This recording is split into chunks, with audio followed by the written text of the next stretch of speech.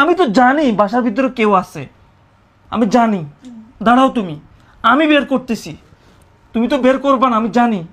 কারণ তুমি বের করলে তো ধরা খেয়ে যাবা। বাসার ভিতরে কেউ আছেন? আমার রুমের ভিতরে যদি কেউ থাকেন অবশ্যই জলদি করে বের হয়ে যান। আমি চাই না এখানে ঝামেলা সৃষ্টি করি।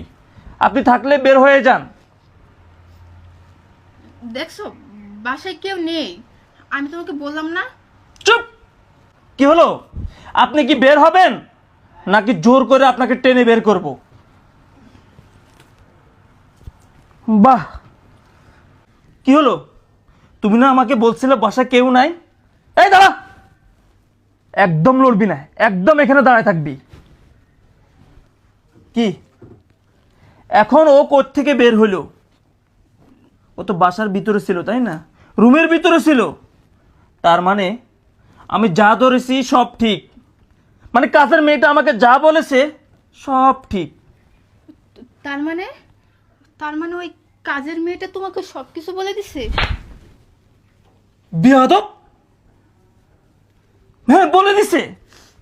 কাজের মেয়েটা যদি না বলতো তাহলে আমি জানতাম না যে তুই আমার চোখের আড়ালে তুই এইসব করে বেড়াস। যখন আমি অফিসে চলে যাই আর তখনই তুই বাসায় পরপুরুষ নিয়ে আসিস, তাই না? তুই এসব করিস। আরে এই, তোর জন্য আমি কি না করছি রে, কি না করছি, কি না দিয়েছি আমি তোকে। তুই আমাকে এইভাবে ঠকাচ্ছস? হ্যাঁ, মানে খালি একটা বাসা, আমি চলে যাওয়ার পর আর কেউ থাকে না। তুই কাজের মেয়েকে ভয় দেখাস, সে যেন এইসব আমাকে না বলে। সে আমাকে বলে দিলে তুই তাকে মেরে ফেলবি।